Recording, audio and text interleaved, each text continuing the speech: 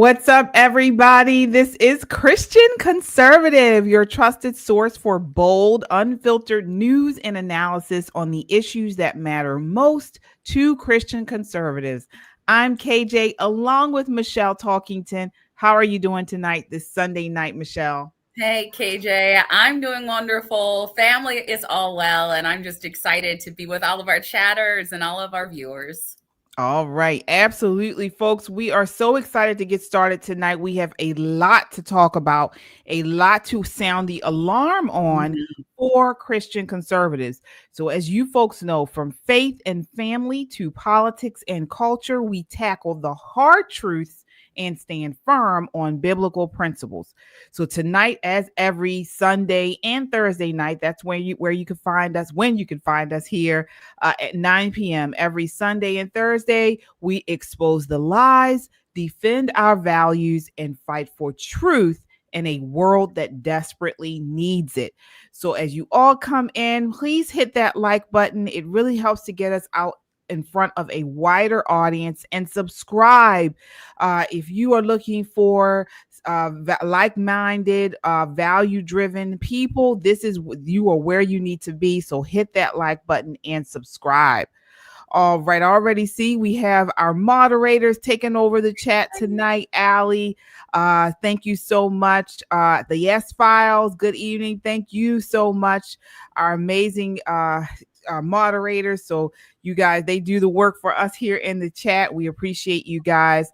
And then we have some supers already. So let's see here. Christina, thank you for your super sticker. We appreciate you. Also want to give a shout out to our membership club people, our truth defenders and our truth seekers. Who do we have here? JT Thompson, good evening. Good evening. Of course, Christina, good evening.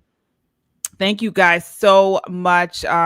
Again, joining our membership club is a great way to support the channel. You also get special perks.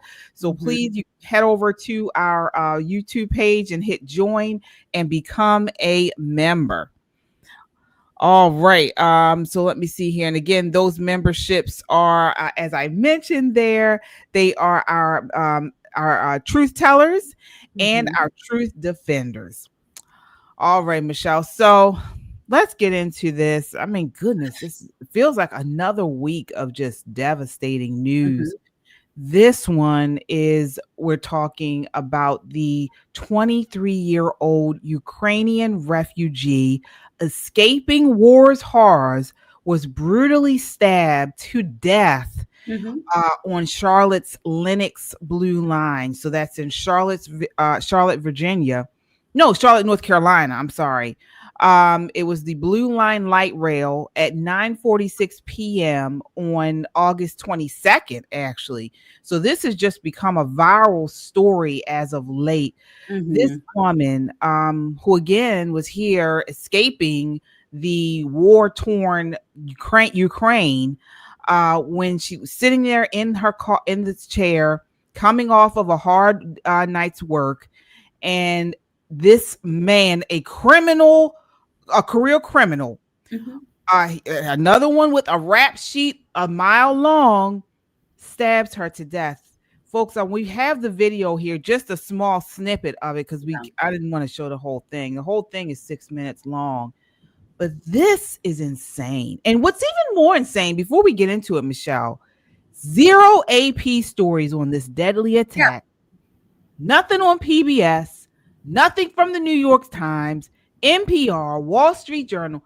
I mean, the list goes on. You would think this would be plastered across every newspaper, every mainstream media outlet. Sunday, you think it would lead with this?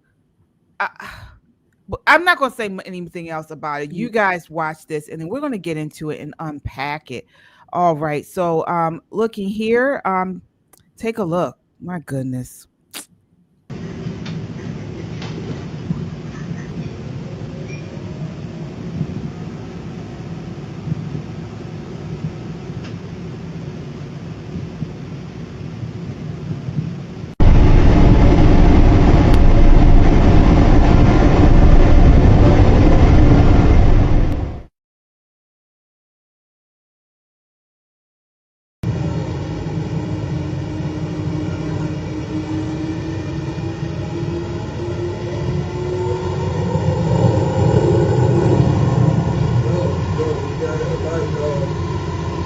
got that light, y'all. Oh, shit. What up, bro? How did it done, bro? What you got? Alright? Alright, I'm blood real bad, bro. Stab your girl. Huh? Said what? What in the world? Michelle, what is going on? What did you think when you initially saw that? I mean, apart from the fact that I'm surprised and happy that we have it, because let me just say this is one of the problems, and this is why it's picking up now, is because people have to release the footage or see the footage and get it because they want this silent. It does not fit a narrative that they want. They know for the Democrat Party, for CNN, for left leaning, for soft on crime, politicians, cities, and states, they don't want this. They don't want you to know that innocent women are being killed, innocent children are being killed, innocent men, elderly are being attacked by complete and utter psychopaths that are criminals for this guy's rap sheet is ridiculous. This is premeditated because this man has gone back and forth through this criminal justice system, which really just let him walk for no reason. I was scared, sickened. It makes you want to start praying. It makes you scream. It makes you angry. What a beautiful young woman who was taken away for no reason. And she came here for an escape.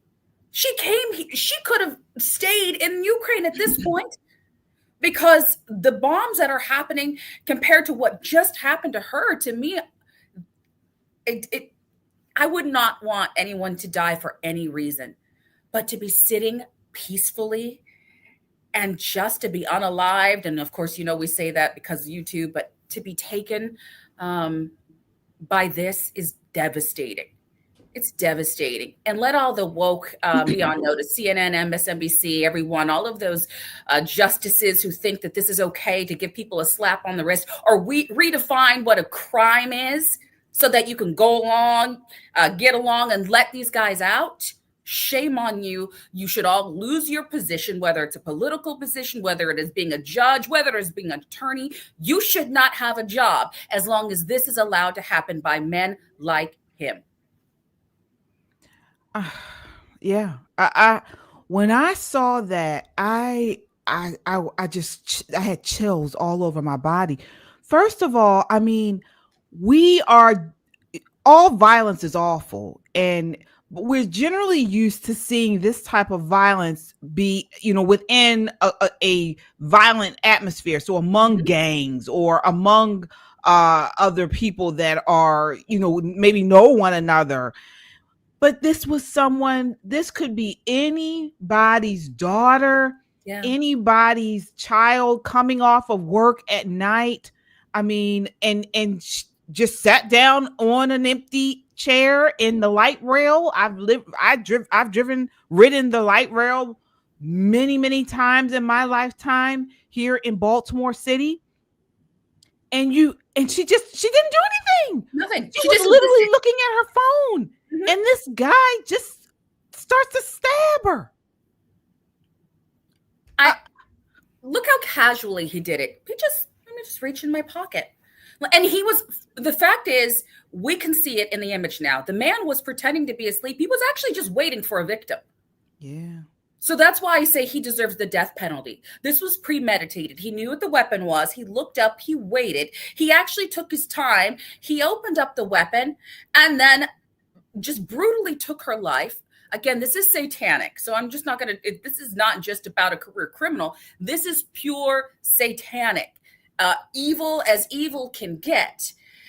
And what's also disturbing is that we're so used to minding our own business that it didn't alert anybody. You don't see the passengers getting up and saying, wait, hold on, what's happening here? Even if you can't hear audio, I would have expected more people to be looking around and saying, is everyone okay? Even if they thought it was him bleeding, they would have looked around. But we know this doesn't happen because women have been sexually assaulted on trains, burned alive on trains. Let's not forget that. That wasn't go. And so what is this, par for the course that we just allow this to happen and get no coverage for it? Zero. Nothing from mainstream, nothing from Associated Press. And the reaction action from the mayor of Charlotte is shameful. So on Tuesday, she released a statement, called it a tragic situation, and blamed mental health and homelessness. So, I mean, are we now equating murder to cancer? No mention of this woman's name. Her name is Iryna. We should know her name by now. This is a tragic thing right here. Zarutska. No mention of her name. No mention of tough policies. Just compassion for a killer, folks. And I want to bring you exactly what she said. So that the first statement she released in regards to this incident in her city, again, she did not mention the victim by name or discuss any specific measures the Charlotte area transit system or police are taking to address safety on public transit. She focused on the suspect and urged others not to demonize homeless people. This is the Democrat Party, folks. I mean, I hate to make this political, but it is, because these are the people that are failing to enforce these policies, enforce the laws, and then they react like this. So again, she says she suspected the suspect appeared to have struggled with mental health and suffered a crisis.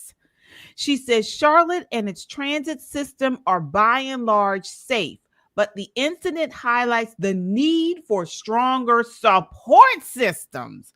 Wow. She says, and I quote, "We will never arrest a way out of issues such as homelessness and mental health."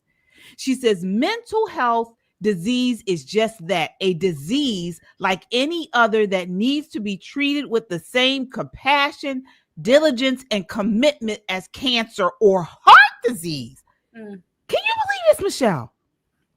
I mean, I can believe it coming out of her stupid mouth, but I can't believe it. I won't accept it. Let's just say that. I can believe that they're saying it, but I won't accept it. Two things can be right at the same time. That homelessness, mental illness is a problem, but a murderer is a murderer. A career criminal is a career criminal. And we need to stop mincing words and mixing it up and say, oh, because you struggle with mental health illness, we're going to let you back out to harass and to destroy and to terrorize a community. And I think, who was that? LJ just said, other people's cancer can't kill me. Exactly. But a homeless person that has a rap sheet a mile long that includes violent acts can and will at this point.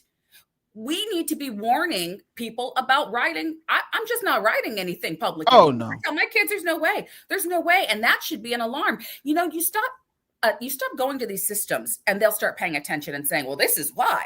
Stop riding these metros. Stop riding the rail. And I know not everybody can afford to have a vehicle, but we've got to stop supporting and making this seem like we're okay. We're all just going to get on the bus. We're all just going to get on the train. Nope. And there's no police officers there. There's no form of security. So yeah, that woman is wrong. And to equate it to illness, what happened to, and I know this got a bad rap, but frankly, we need to start bringing up and opening up more asylums. Because the reality is, if we're going to keep our streets safe, that might mean we permanently remove people who are a danger to the public. These criminals should be deemed a danger to the public and permanently removed. It doesn't have to be to prison, but it has to be somewhere where they can't murder a 23-year-old innocent woman taking a train. Absolutely. I mean, she goes on to say our community must work to address the underlying issue of access to mental health care. So again, we have the trans issue, access to mental health care. This trans person who terrorized this Catholic church. Now we have this access to mental. When it's the immigrant here, the illegal who killed the 19-year-old here in Maryland, it's they don't even cover that practically. They don't even cover that. But this is what they do. They make excuse after excuse while our community suffers. Yeah. Also, she says, those who are unhoused, again, this new dumb terminology, are more frequently the victim of crimes and not the perpetrators. I mean, is this what the family of this young girl want to hear? Is this what people who are citizens of this area, or just people like me who happen to ride the light rail occasionally or even every day, is this what we want to hear from our elected officials when we see something like this, a random person being stabbed to death? Is this going to comfort you, Michelle? No, he should have never been on the street. If you read some of the things that this man and several others have done, they should have never been on the streets. It's just, outrage is beyond what we can say at this point. Because KJ, you and I can shout and scream, and so many of us are, but clearly not enough for mainstream or dumb mayors, or you've got, people that are running for mayor like Mandani who think that this is acceptable. And you want to know what's interesting is the statistics that they're not putting out is that if these homeless people are victims of crime, who are the people committing the crimes against them? Who are the perpetrators? And more often than not, it's other homeless people. It's other criminals assaulting them, because we don't have this under control. But what did we see? We saw blue states like California open up and welcome crazy tent communities where contractors were able to charge tens of thousands of dollars for tents that only cost $200, and they let them do open drugs and urinate and defecate on the streets. And so they encouraged this mental health crisis. They not only encouraged it, they handed out money for it. So the only victim, again, are law-abiding citizens who decide to do the right thing, while the rest around us and politicians use this as a moneymaker. They don't have any care for our lives and our safety. They just don't. Where is the morality here? And where is their oath that they took to protect and defend American citizens? They don't care. They do not care. And I believe Kristen mentioned his rap sheet. I mean, it was dozens of arrests for assault, robbery. As Christian mentioned, he served prison time. He's let out. He's let back out. He's left back out. I mean, this isn't just mental health. You're robbing people. You're assaulting people. Okay. And now he's a murderer. And you hear again this idea on the left of compassion. And so that's what I want to ask you as Christians. I mean, where do we draw the line on this stuff? Are we expected to provide compassion for acts like this?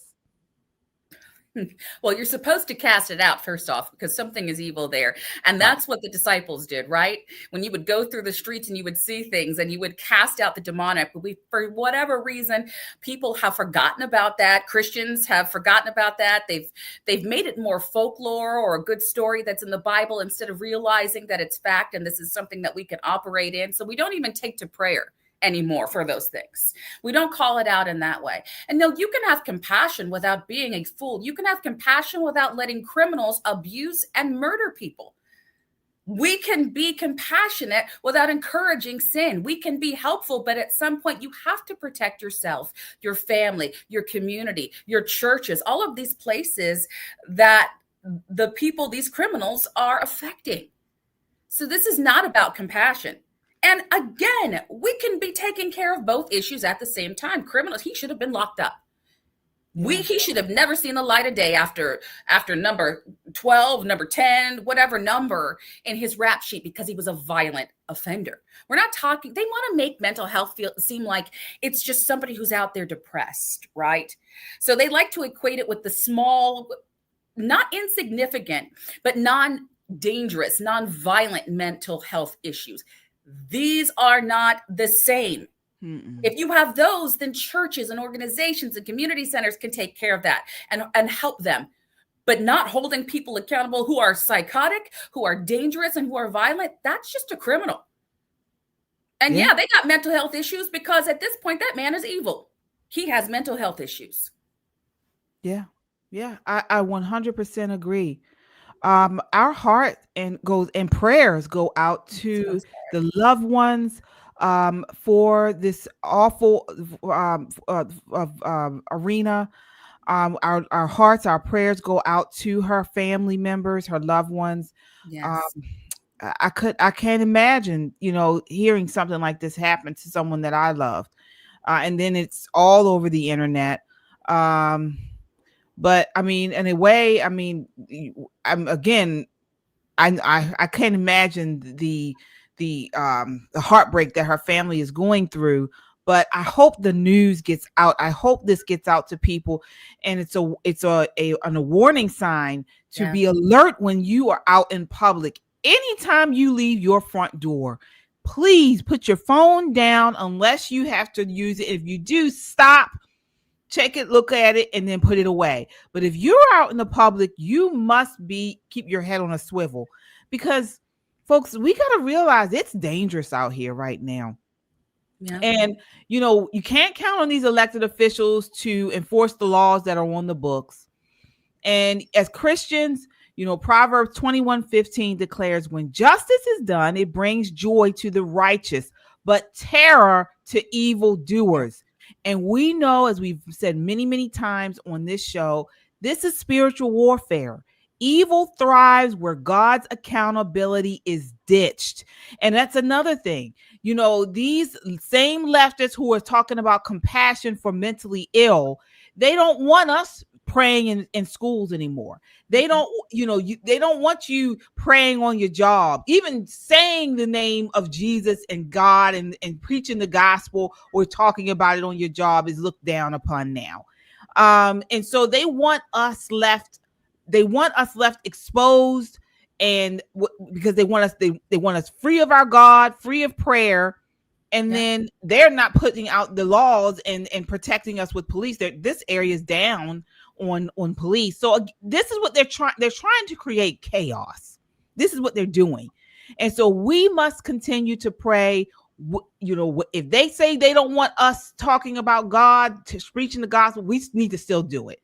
We need to do it anyway. Romans 13, pray, Lord, comfort Iryna's family and avenge the innocent, because this is what we have to do as Christians. As Christians, we must. Yeah. All right. We have a super chatter here, I believe. All right. Christina with a $10 super chat says, more often than not, society no longer believes that the Bible is it's God's inspired word of God, but they think they can mold the Bible to fit their lives. Hence where we are with society. Well said, Christina. Yes. Well said. Thank you so much. We appreciate each and every super chat. It goes a long way in keeping us online. Thank you so much, Christina, for your $10 super chat. Yes, indeed. It's terrible. Oh, we got Pastor Damon into the chat.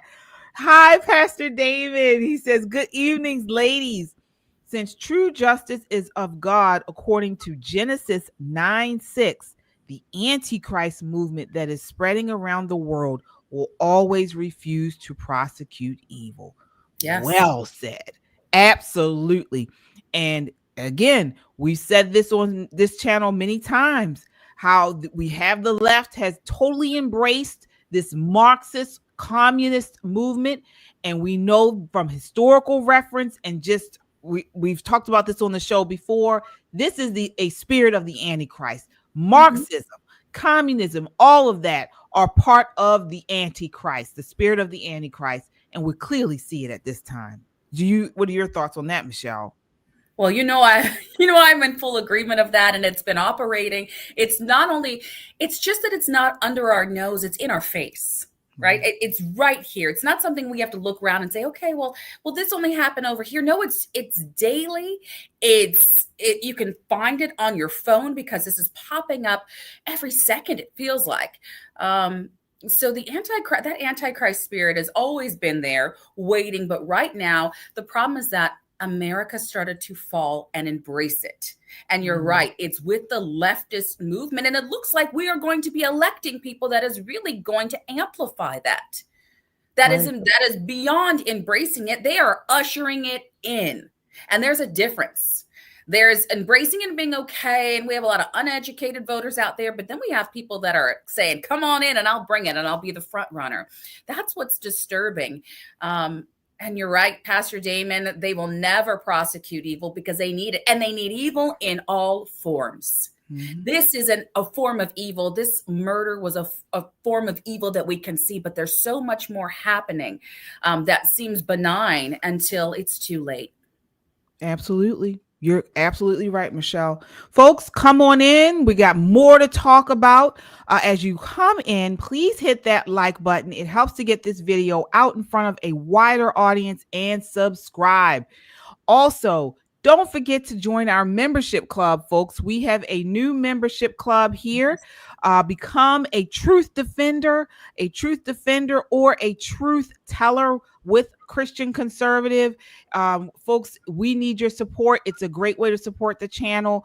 And again, hit that like button and subscribe.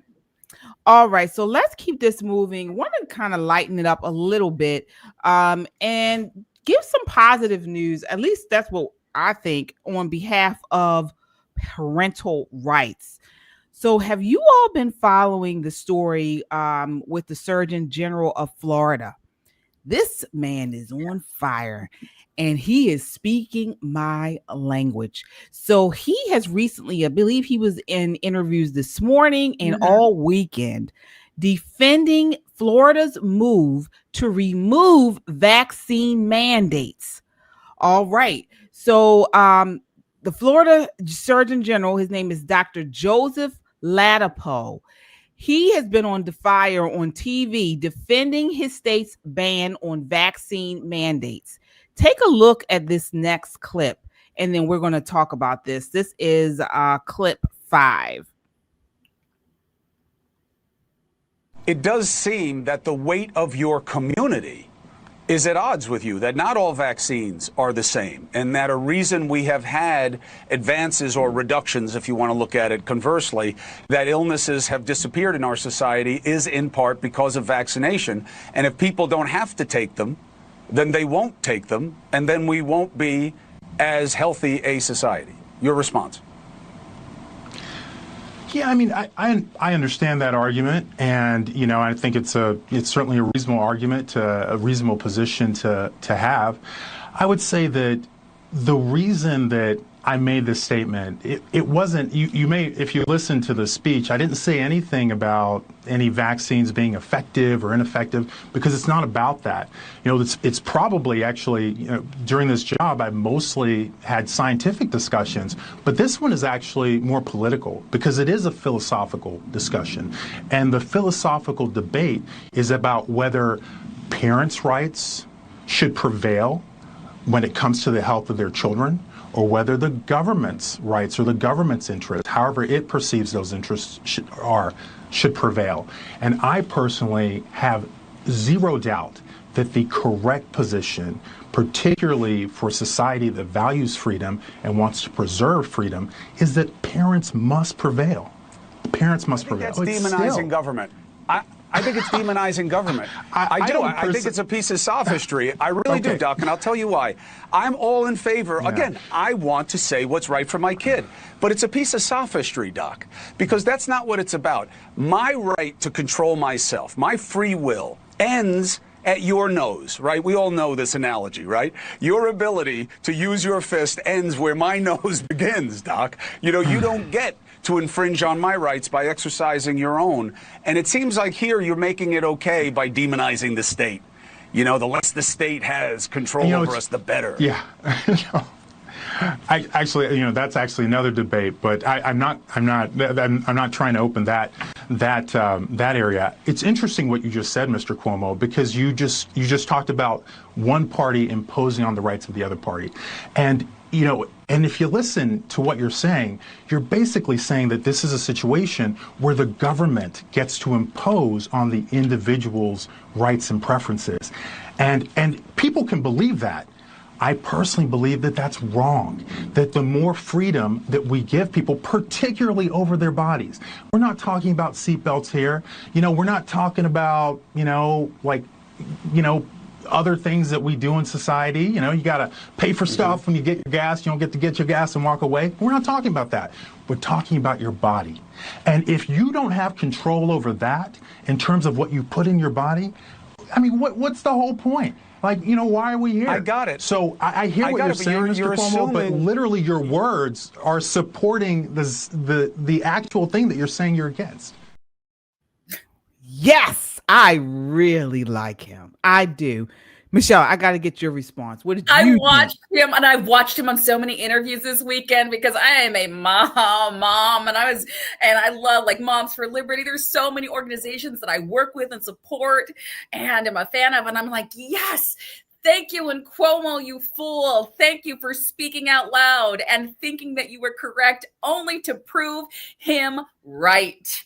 He proved him right because the government should not be the one strong-arming anybody into taking any medication. And I believe as U.S. citizens, we have every right to demonize the state or the government because our founding fathers did. Give me a break.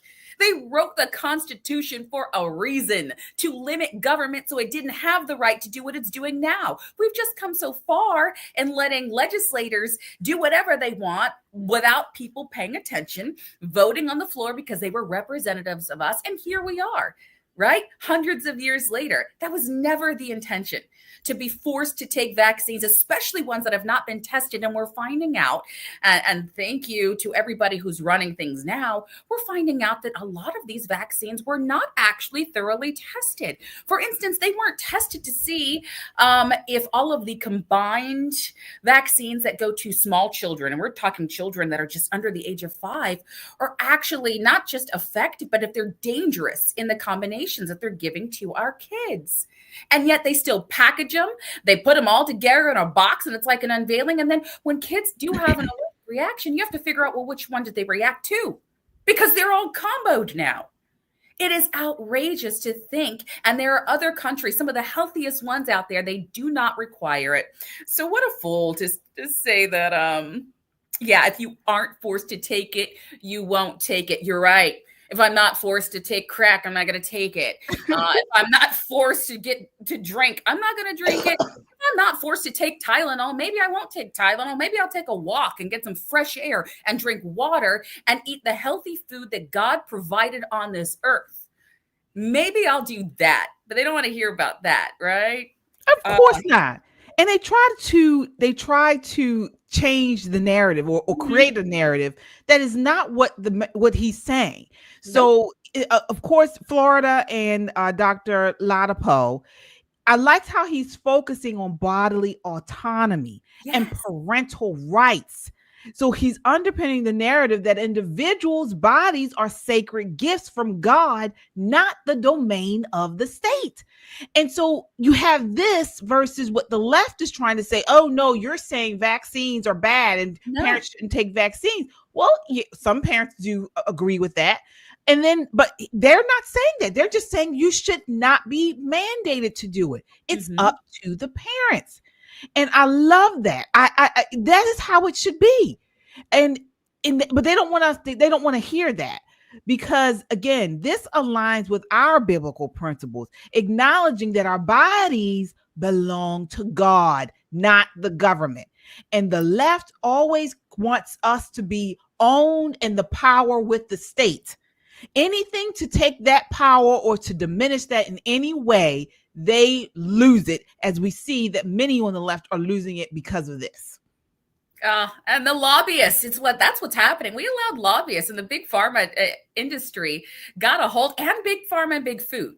It's not just pharma, but food has been a major player in this. And so when we're seeing the left and we're seeing these repeated conversations, it sounds like a bunch of puppets saying the exact same thing. And you're right, because they're making it about us being anti-vaccine, but it's not. It's about us having choice over what's best for us individually. Not adding. Do you realize we're giving this to millions of children all at once? It doesn't matter who you are. They're never taking into consideration that maybe one 5-month-old is not the same as another, or maybe one 12-year-old is not the same. And I'm speaking as somebody who has a vaccine allergy. it was dangerous. It was one of the worst. It was one of those kind of flesh eating. My body started burning from the inside out.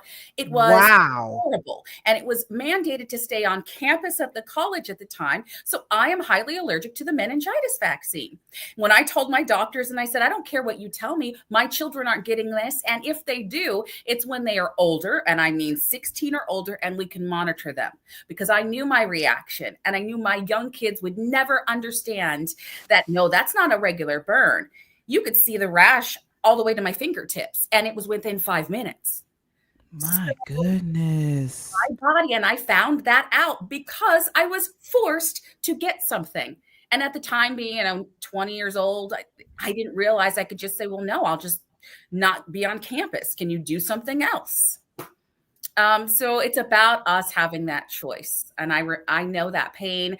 And unfortunately, other parents do. We should all have that right. And even if you're an adult, this is not about kids even, right? Parents should have the ultimate authority. But even as adults, we should have the right to decide what medications go in our bodies, because it can fundamentally change us from the inside out. Yeah, you're absolutely right. Folks, this is a massive win for our faith. These mandates, as we've mentioned, they trample on the biblical mandate for parents to steward their children. We always got to take it back to the Bible here, Ephesians 6:4. Fathers, bring them up in the discipline and instruction of the Lord. So this Surgeon General move restores the sacred duty and rejecting the secular state's claim to control our kids' bodies. It is huge. This is a huge win for us. And I think it's a historic thing. I don't think any other state has done this. I think Florida's leading the way, showing America how to protect the least of us. They continue to do this. You guys know from Pop and Politics, I'm a huge fan of DeSantis. I am. I became a huge fan of his when he was the lone wolf out there, standing up against these mandates and lockdowns when the COVID vaccine, I should say scamdemic, first started. And so I'm a huge supporter of his. I know he didn't win the primary, and I did vote for Trump, and I'm still supporting, of course, Trump. But I mean, I still always had a place in my heart for DeSantis, just on this issue alone, parental rights. Yes. So I want you guys to sound off in the chat. What do you all think? And post your Bible scriptures where you feel like that apply to this situation. I'm curious to hear that from you all. This story really raised the alarms for me, Michelle, because I know you are a huge parental rights advocate. You've delivered speeches with Moms for Liberty, and you're homeschooling mom. So I guess this is a big win for you as well. Oh, when I say I was following this, because I was at home yelling, I was actually cheering. My kids were like, what's going on? I was like, it is starting. I have seen families, close personal friends of mine, that were prosecuted. Attorneys threatened to remove their children from the home because they refused certain vaccines and they refused certain medical treatments, to which a doctor said, you have to. Come to find out that doctor is getting paid to make sure a certain amount of surgeries happen so many times. So they were able to switch. The doctor was so desperate, he tried to sue to deny a family from switching doctors. That's how I'm saying how bad this is. So this win, and this is not just a U.S. thing. Florida is paying attention to other nations. They pay attention to other nations that have freedom, that have better health than we do, because we are one of the unhealthiest nations right now in the world, compared to the amount of wealth that we have. Something is wrong. And Florida said, oh no, we're going to do one better. And they're going to kick it off. And I wouldn't be surprised. I'm looking at the states that are going to pick up on this. I'm looking at the parents who will be bringing this up. And I hope that it catches fire, because it should be that way in every state. And it always should have been. Absolutely. Because kids don't sign up to join the military where they're saying, I voluntarily agree to do certain things. No, they just are here existing, and we're the caretakers. Parents make those best decisions. You're right. And again, this sets a precedent. Florida is the first state to ditch these mandates, and it's a beacon for other red states. But the fight's not over. Big pharma they don't get their name for nothing. They are very powerful, and they are pushing back along with the mainstream media they have under their belts to push lies and misinformation to the masses. So blue states, of course, are doubling down. Folks, we need to pray and act. That's why it's important to share broadcasts like ours. This is why we're talking about this. Post this on your social media. Share this in a DM. Support leaders like Dr. Ladapo, and DeSantis, who fear God over man. That's in the Bible as well. Acts 5:29. So again, as Christian conservatives, let's rally for medical freedom nationwide. Our kids' futures depend on this, folks, because it's not just about these mandates. It also goes back to this trans ideology and pushing this indoctrination on children, also promoting sexuality to our kids, pushing abortion pills in schools, pushing this is all par and partial for the course. So for health freedom to the next battle in this culture war, and this is why we're talking about it. So please sound off. I see you guys are sounding off in the chat already. Again, super chat what you guys think as well. How does Dr. Ladapo's mandate ban reflect biblical stewardship for our kids? How do you feel it does? Share your favorite scripture in regards to this. And have you faced vaccine pressure as parents? I want to hear that from you. I know I have. On Gardasil vaccine, I faced a ton of pressure. They tried to boot me out of the room with my son. Said they had to talk to him alone, and then I refused to leave. He didn't want me to leave. And they were pushing that on me until I finally said, look, first I said I need to do my research. Then I did that. And I realized, well, one, he's not sexually active, and two, he's a boy. So I was just like, I don't think it's something he needs. They still kept trying to push it. Did you have you been? I went off on a doctor because of that, and it was with my 11-year-old son for that HPV Gardasil vaccine. Yeah. He asked me to leave with my teenage boys to check them. And I was like, well, hold on. And I had other kids. So I was like, let me step out. Came back in. I said, you know what? We're not getting it. I already talked to my husband. We're not getting this particular that. He had the nerve, this doctor, to say in front of my son, well, I'm sitting there to say, if I were your age and had the opportunity, I would really have loved to have taken it. He was talking to an 11-year-old in front of me. He had the wrong mom and that facility, that doctor's office sent me multiple letters when I removed myself, threatening letters because I refused the vaccine. They sent me a letter telling me that how vitally important that was to what? My homeschool child's life at 11 years old? How vitally important and how I was potentially putting them in danger. And it was their policies to make sure that they don't have to report parents. I was livid. And it took 2 years to find a doctor that I have now who asked me, and I said, no. And she said, great. Just wanted to check. I said, you can give me the paperwork. That would be wonderful. Yeah. Yeah. I mean, that's the proper response. Not to try to get to the children. And, and that's what they do in front of you, telling. So this is what these activist teachers do in classes all over the country as well. They try to manipulate your child. Yeah. This is terrible. It is shameful. And surveys. They had a survey that they wanted my sons, because they were teenagers, to fill out. Oh, have the kids fill this out.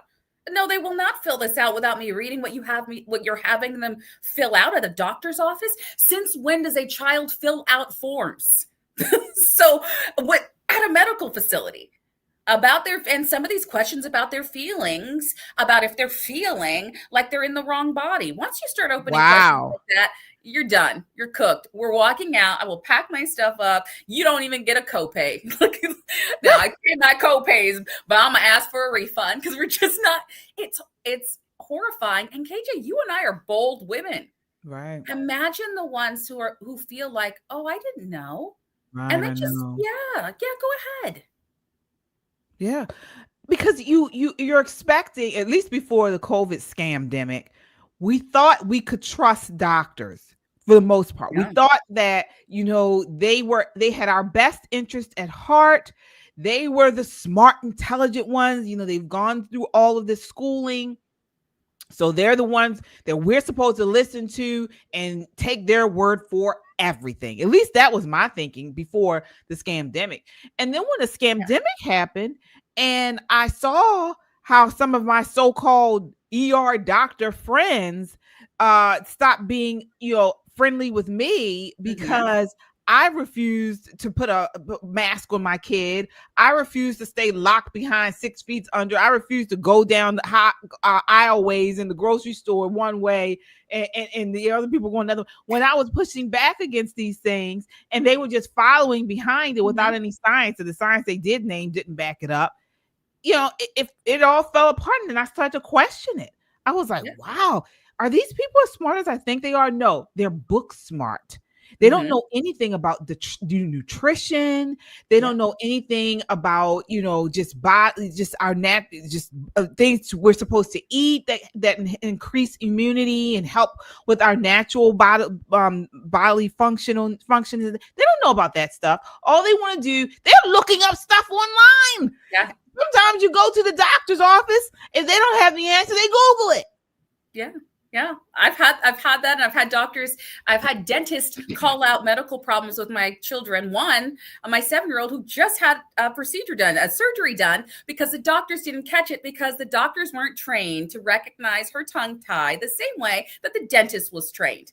So just because they have PhD behind it doesn't mean they're getting the same knowledge holistically, top to bottom. And she's doing great now, but it caused a lot of damage, speech problems and eating problems, all kinds of things that even I noticed and said, what's wrong with you guys not noticing this? She was not my only child that had it. But you're right, KJ.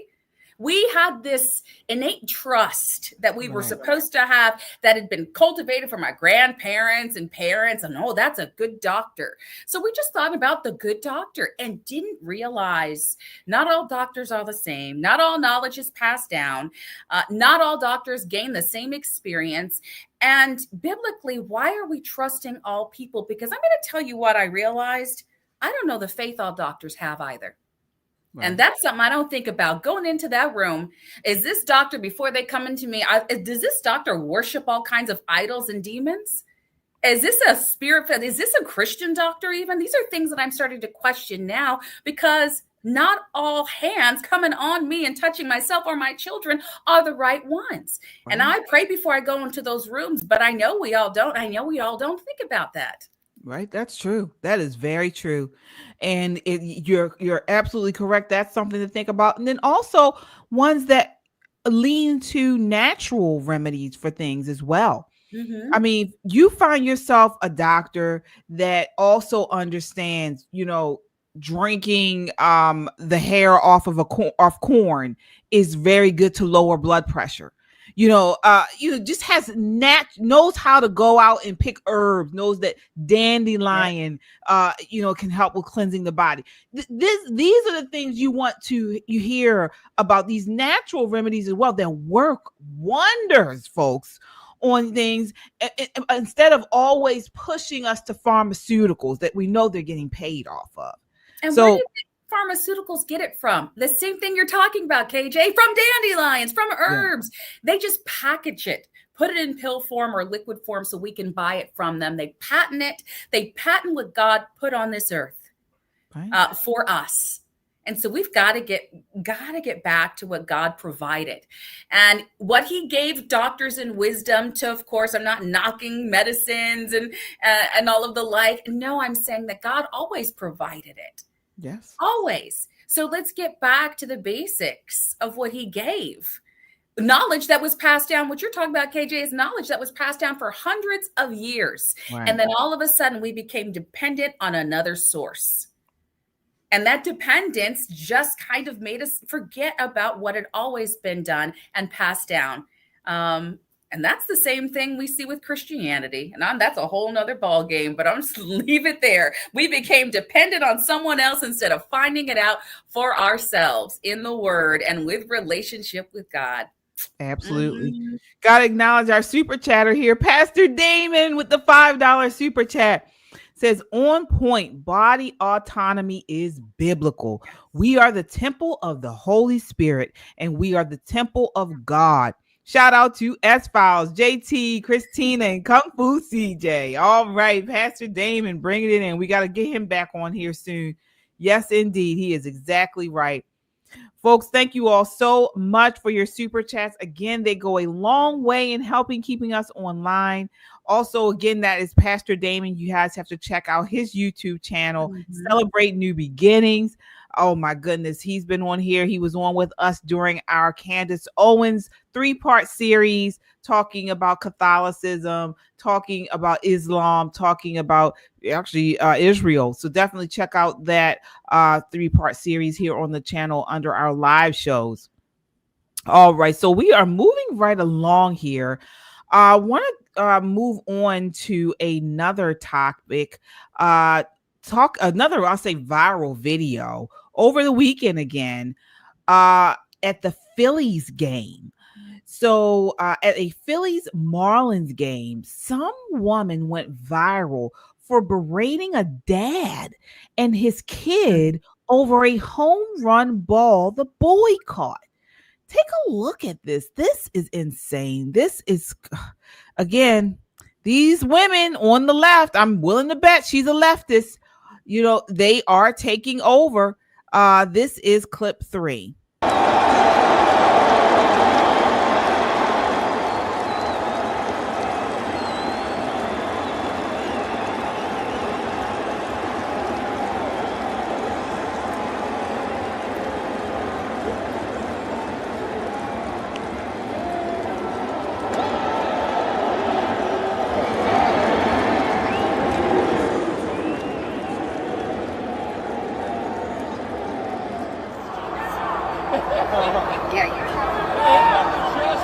Yeah, you tell it! Woo!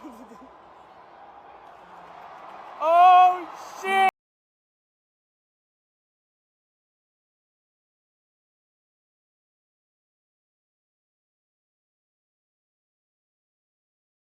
Wow.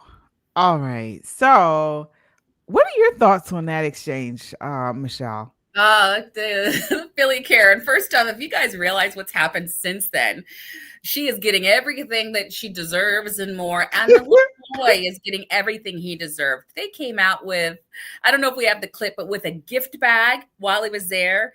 They gifted him a gift bag. One of the owners of one of the RV lands, like, your family is getting an RV. I mean, they have gifted him tickets to the World Series. I mean, this young man and his family got to go and get a signed bat that at the game. So they took him under to the dugout or where they were getting. So what the enemy meant for evil, God turned to good, and it was instant. So I encourage you to go see the other videos, because shame on her. She should be embarrassed. And the fact that she wasn't and that she was indignant said more about her than the dad, who, first off, you see, he was scared. He jumped like that, like, oh, right. And he didn't even want to cause a scene. What a good father. He was like, you know what? Take the ball. He saw an opportunity. He ran so fast to pick that up because nobody had it in their hands yet. Got it and said, this is for my kid. And really, there should be the golden rule that if the kid gets it, the kid gets it. And I've seen way too many videos of adults acting like fools, taking things from kids, snatching lollipops. And I'm just glad she didn't reach her hand in. Now, it was the dad who took the ball and said, it's not worth this fight. And good on him. And I think, again, his character, that's why he was rewarded. The kid was rewarded. And they are going after her. Yeah. And this is a moment about more than baseball. It shows how entitlement and lack of humility are on the rise in America. So instead of celebrating a wholesome father-son moment, she made it about herself. But guess what? we're living in the spirit of self, in the spirit, in the fleshly, a what do you call it? A season, let's just say, a time of fleshly flesh is what I think it is. And so this kind of signifies, or I say symbolizes this whole movement to me. What are your thoughts there on that angle? I mean, I wish I could say we were getting better, but I think at least by recognizing this, there's a turn politically and ideologically, and we're starting getting back to saying this is just wrong. And you're right. People are living in the flesh, but this is an end times. Men will be lovers of themselves. This is biblical, 100%. But again, I go back to, I'm so proud of that father for doing it. I'm so proud. When I saw it, I wasn't just upset at her. My thoughts were, man, he went to get something for his kid, decided to deflect, to not cause a fight or a scene, and he was the better man. He was the better father. But you're right. People are so selfish and self-righteous. And I think one of you guys said they're not acting like fools. To my comment, they are fools. Oh, She is a fool. yeah, absolutely. And again, the works of the flesh, envy, selfishness, I should say, strife, were all on display here. But the fruits of the spirit, which kindness, love, gentleness, would have looked like letting the boy keep the ball. Don't you think? Mm-hmm. Yeah. But we're seeing this kind of stuff on display from women, it seems like, more and more than we have, I should say, in the past. And so what do you feel like that's about? I don't know that it's all women. I don't know that she has any children. Right, and I know that we've kind of destroyed what womanhood is and the values of a woman with the hyper feminist movement that came from the left. And as soon as they did that, not only did it change how women felt like, oh, I can do this all by myself, to where I don't need a man, I don't need this. They became beyond lovers of themselves. They felt like they could be all roles, right? And I love independence, and I'm a hard worker. You and I, we are, strong, bold women, but we're women of faith. Right. And faith forces us to have certain characteristics. How about it just causes us to have character? Because I see lack of character with the Phillies Karen. But yeah, I think there's been such a shift. And not only did they chip away at what a woman was and what women are supposed to do and how we look with this movement, but they also turned around and gave it to men, effeminate men. Right. The left is just crazy on all counts, and less women are having children. So again, I don't know. And we're not raising them the same way that we used to. I don't know that all women are as nurturing. A lot of women are in the business industry. They're working really hard and they don't have the time that they used to have. And maybe when they were stay-at-home moms and that was their job was just to take care of the homes. So I just think we're in a different time, in a different world. And I don't know if it's all women, but it's definitely affected a percentage of them. I'll acknowledge that because I've seen it myself. Absolutely, Michelle. And as you mentioned a couple of things there, but each one is an inverse of what God's design is for men and women. And so we know most times when we see that type of inverse of God's design, or a sort of a, not so much of an inverse, but just the opposite of what God wants us to do, it's a satanic spirit. It's the spirit of the Antichrist. And so again, women are supposed to be nurturing, but we're seeing here that this culture has now sort of pushed up women to be more manly and less nurturing. Independent woman, I can be mouthy, I can be aggressive, I can be strong, not gentle, not kind, not nurturing. Then what about kids? So we're seeing how in this culture, they're trying to take away the innocence of kids. They're trying to take, with the whole idea of sexualization, giving them more, autonomy and less taking away parental rights and things like that. So what does that do? That in turn gives them adult-like traits. So they're trying to blur the lines between child and adult. So no more child. They're no more innocent.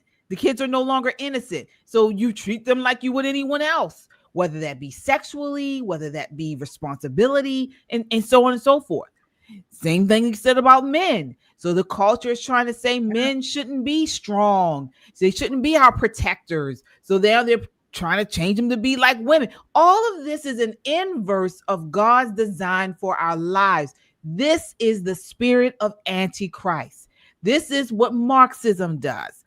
And so we continue to bring it all back to all this, because again, as we know, this is why we started this channel, it's all spiritual. It really is. And we have to call it out when we see it, because it does interact with our political lives.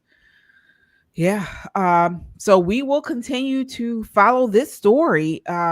Folks, as you guys come in, please sound off in the chat. What do you think about this?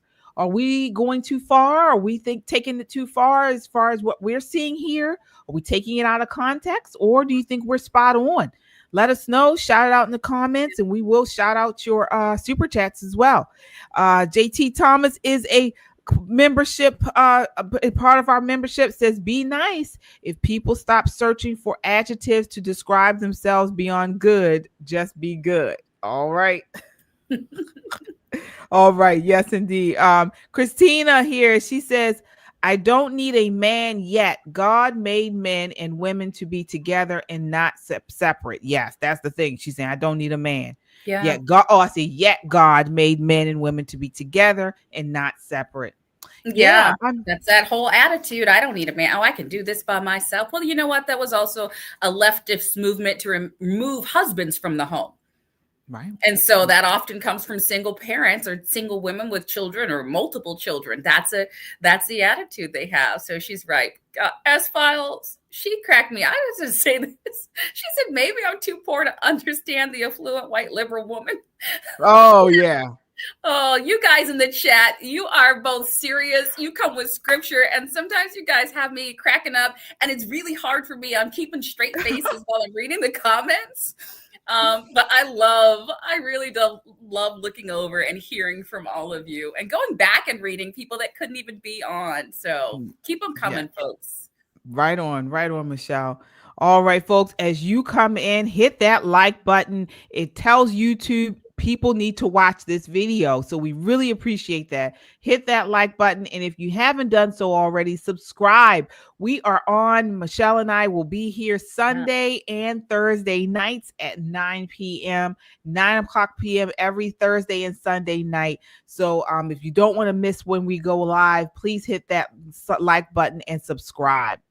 All right. So we are staying right on this sort of lane, talking about these viral videos that are just insane. The next is this viral video of a leftist cosplaying as a MAGA Christian. Take a look at this, folks, and let us know what you all think.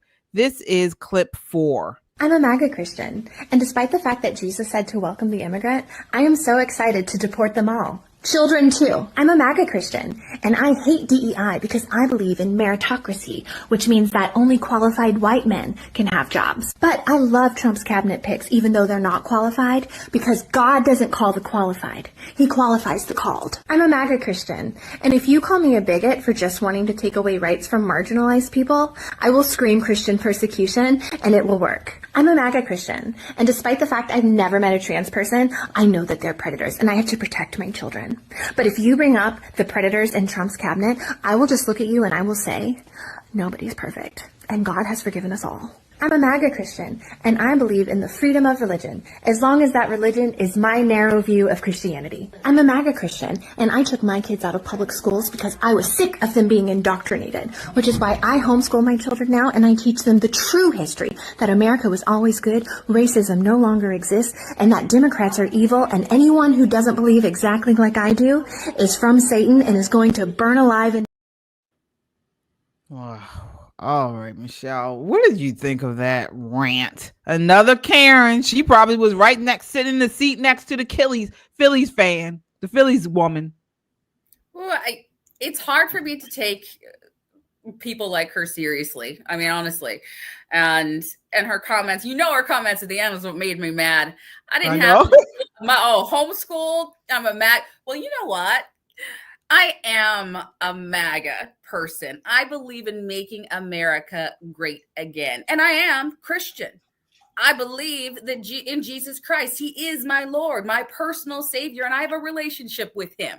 So yeah, I'm all of those things. I don't look like her. I don't say things like her because I'm not stupid like her. And I do teach history. I do teach my children real history. America, the United States of America, is not a racist nation. And God did not call us to accept everyone and have no borders. In fact, the entire Bible is about borders. There are so many nations with borders. We see all of the great battles. Where are those battles at? From border to border, from nation to nation. We understand what's going to happen to Israel, and we know it prophetically. We know it biblically because they've been attacked from other nations, and God actually lists those out. So it's interesting how she doesn't understand those principles. She probably doesn't understand the Constitution because the things that she said almost have nothing to do with Christianity, but it have everything to do with Constitution. And I'll leave it at that. She probably should just read a book. Yeah. I mean, first off, many of the things that she was saying, and again, I understand the idea of, trying to embellish and be sarcastic, but we know many of the on the left believe that Christian conservatives, that's how they believe what she said.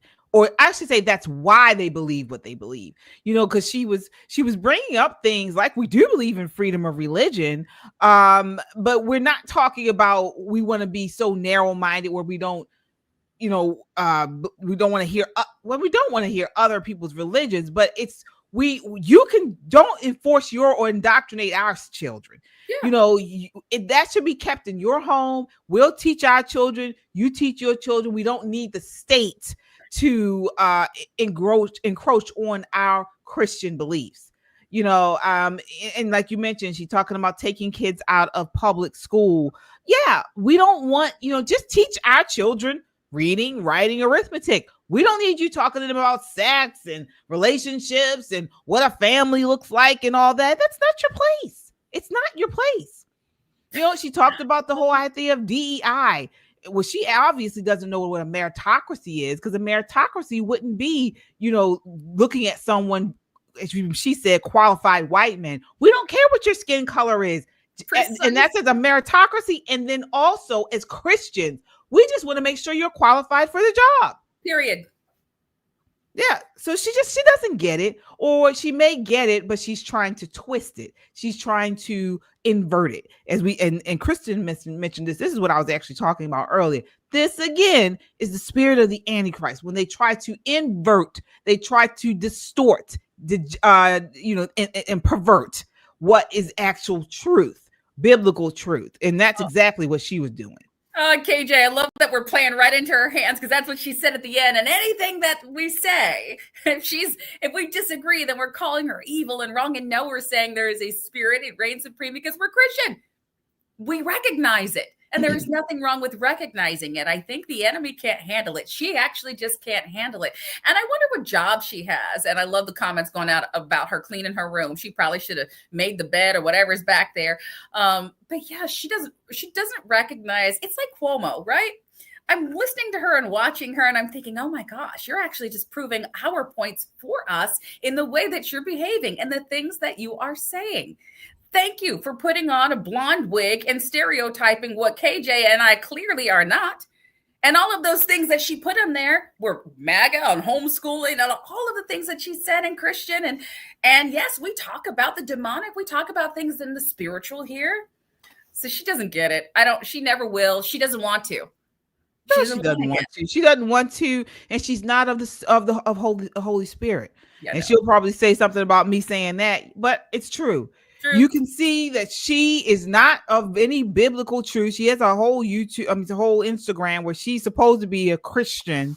But I didn't hear her say anything that's Christian. I didn't see one word of faith there of anything.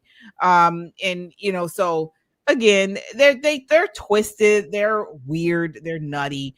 and full of just knotted up in just all kinds of weirdness, just like that wig was knotted and nappy.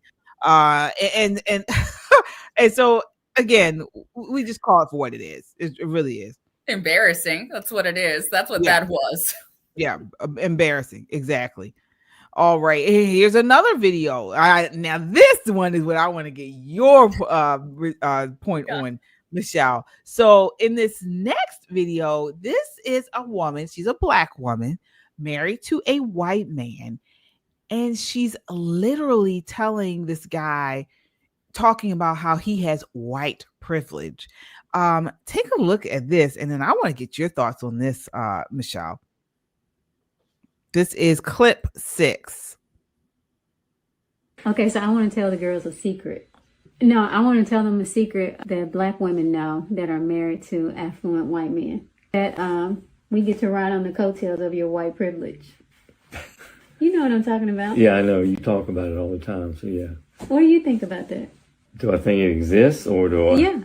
Yeah. What do you think about? Well, I didn't until you started showing me. The white privilege that you have? Yes. And I mean, to me, it's everyday stuff. Yeah. Because to me, it's like everything's normal. And you keep saying, I'm getting white privilege. For example, we went to a place to get our your membership back. She went 5 times, five times, and the guy never returned a phone call. So I go there, and I didn't expect this to be white privilege. I just thought this was normal ops. So I go there, and they start explaining to the lady at the front desk, and then she starts entering all this stuff, sending an email to the guy, and he called me back almost, shortly.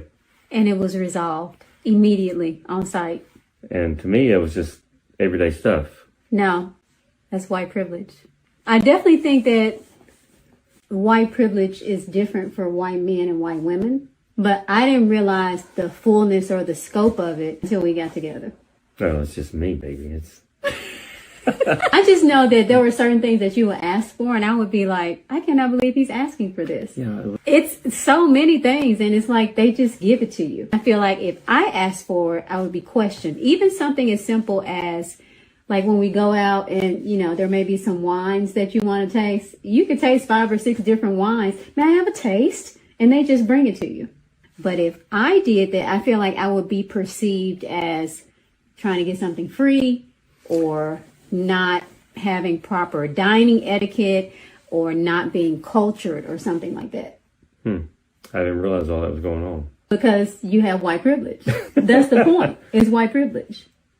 Okay. What about the Delta thing when they pick you up at the jet bridge in the car? Do you think that was white privilege or your status? No, that was status. That's what they told me anyway.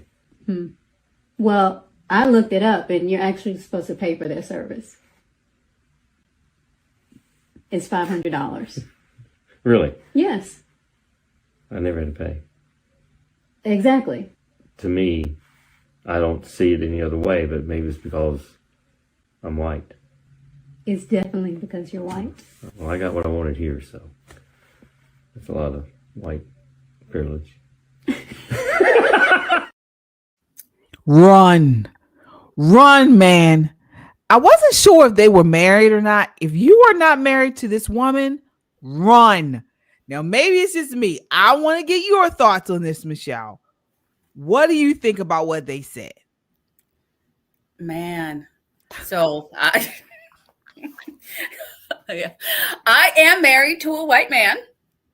We've been together over 20 years. In fact, this year was our 20-year wedding anniversary.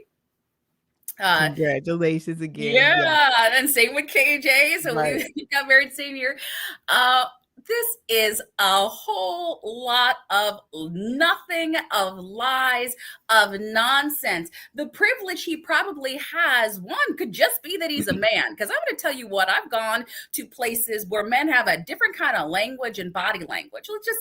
When I may not know everything about cars, I'm just going to take my husband, not because he's white and has white privilege, but because he's a man and he was a mechanic, or he may be respected differently because of his because of being a man, not because of his color. It could be because of his character or his personality. Because when he was talking, she had this preconceived notion of what was going to happen. And she kind of puts that energy out there anyways. So when you're going to put out there that I have a bad attitude, I have energy this way, I know that you're not going to respect me. You already come in with that. I've never come in with that. In fact, I've gotten more privilege than my husband has often because I'll be like, oh, can I try that? Oh, sure.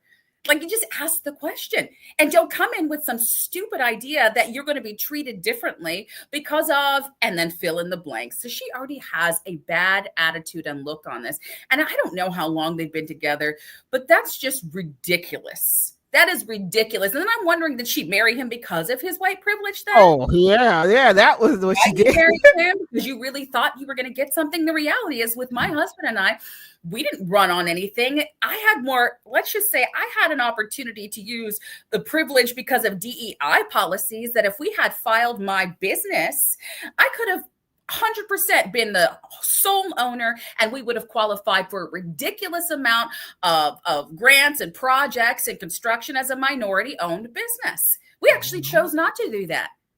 And so he didn't get white privilege. In fact, he had to work harder. We had to work harder as a company to build our business because we decided we're not going to go for extra benefits that were available only to me because I was a woman and a woman of color.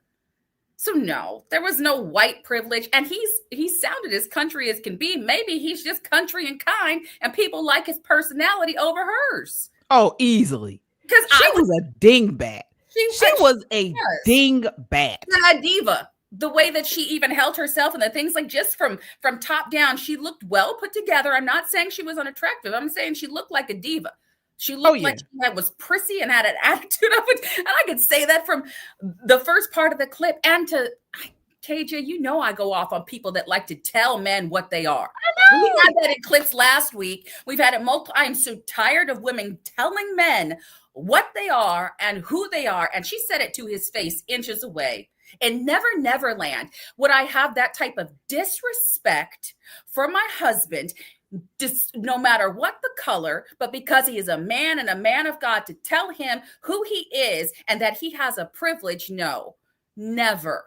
So everything about her was off-putting, which is why she probably doesn't get what she wants, and it's probably well-deserved, but it's not because of any kind of white privilege. Speaking as a woman married to a white man, I am simply privileged to have a man of God that has been by my side, and we were brought together for a marriage that will stand the test of time here on this earth and beyond. That's the privilege, that I met a great man. And so this woman is foolish to me. Again, she goes into the fool category. Yeah, you are absolutely right, Michelle. And most of the things that she said that you could attribute to any man of any color. Okay, I'm married to a black man. Okay, and I've had similar situations. Many times men, black, white, whatever, know how to speak into people in certain ways, in certain situations, and they do get by on certain things. In other situations, women may get by on certain things. Many women, who are blessed to have, some type of attractors like her. She was a pretty lady, like you mentioned. You're a beautiful woman. I'm not too hard to look at. I don't believe. So you get that way as well. There are all kinds of privileges, but guess what? The number one privilege that I bank on is the favor of God. All right. That is my number one, that I can call myself the daughter of the King, that I have praying parents who have prayed over me for, as long as since I've been born. And, the favor of God is the only privilege that I can tell you I know about. Okay. But she, oh my gosh, I can't believe he married her. I can't. If they're married, I feel sorry for him. If he's not, he better run. I can, because she told him. She told him that he was going to marry her, and apparently he did. I feel like she put the whole thing together. Yeah, and you saw how she kept saying, "If I feel like I would." So we don't even know if her belief system on this is actually due to evidence, because she kept saying, I feel like this would happen. I feel like that would happen. And I would be perceived as. Right. Right. And then he kept saying, I didn't realize all that was going on. He said to me, everything's normal. I didn't realize all this. So he had no idea what she's talking about, but he's just going along to get along that night, probably. So I mean, that was ridiculous. But guess what? You go to that video online and people are eating it up. Black women are on there, white women too. Yes, you're so right. White privilege is it. White privilege. I mean, they're going on. And I want to seriously ask you, Michelle, all the years, because I'm not saying certain things don't happen. I mean, I'm sure, but I really do not believe that there is this thing called white privilege. I can attribute many different things to other in these types of situations, to a multitude of different things. White privilege is not the first thing that comes to mind. But I want to ask you, I mean, have you ever considered that? I mean, have you thought something like this has occurred because your husband is white, or have you been treated illy? And you know, when they found out maybe your husband was white, they treated you differently out of all these years? Oh, we get that all the time. But it has more to do not with a white privilege or any other privilege. It has more to do with culture. Because where we're at in Southern Maryland, I'm in a county, the county he grew up in, Prince George's County, right now 90% Black. Okay. So like his nickname, he's gonna be mad. He had a nickname. Ghost. He was the only white boy on an all Black football team. So he got, and then for me, I lived in Utah for 9 years. I was the only Black girl in almost an all white area. Okay. So it was about culture and the experience that, depending on where you live, the experience they had, or like who was around. Because if you live in a place that's predominantly one thing versus the other, all you have to go on often is stereotypes, the stereotypes of what you see on TV. And nowadays, the stereotypes that you see on Reels, on Instagram. And I'm telling you right now, I'm not worried about white privilege, nothing. I'm worried about all of this Black fatigue, which is people misbehaving, the conduct that they're showing, they're videotaping it. And so if you are experiencing something, it's more likely a prejudice that has to do with culture or the place that you're living in, that dynamic, than any kind of white, Black privilege. My white family was not privileged. They were poor farmers. They weren't privileged when they lived in a trailer. There was no privilege in that. So anybody that comes at me with that, I'm like, what privilege? We don't have the privilege. We work our butts off. My husband works. Our kids work. There's no privilege. It's called hard work and ethic, right? We have that. It's called faith. So this is just one of those tried and true arguments that the left has propped up to try to continually divide people, to make it seem like somebody needs extra help because for whatever reason, there's some, mystical, magical fairy of white privilege going around and changing things. And that's just not the reality anymore. But apparently for her and her viewers, and shame on her for subjecting her significant other, whether that's husband or best for whoever that is, if that's her husband, shame on her for subjecting him to the kind of comments that she has when people are, like you said, KJ, eating that up. I would never, and that affects my children. So I would never say something like that and do something like that. Yeah, you're right. And again, we've talked about this time and time again here.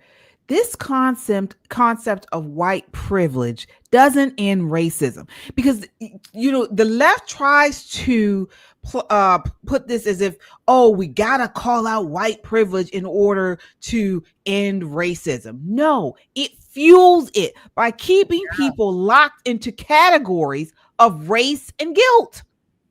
It does nothing to end this racial divide for us. Instead of uniting people around shared values and character, it divides us into oppressor and oppressed. Mm-hmm. And God does not categorize us by skin color. Yep. We know this. You're right, KJ. You're right. Yeah.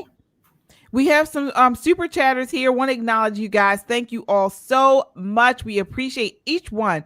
Christina with the $20 super chat Says, I was born in 1973, public school, very influenced from the women liberal movement.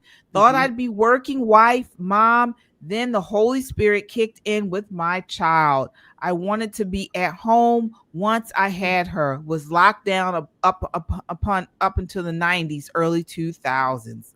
Yeah. All right. Yes, indeed, Christina. We agree. Thank you so much for your super chat.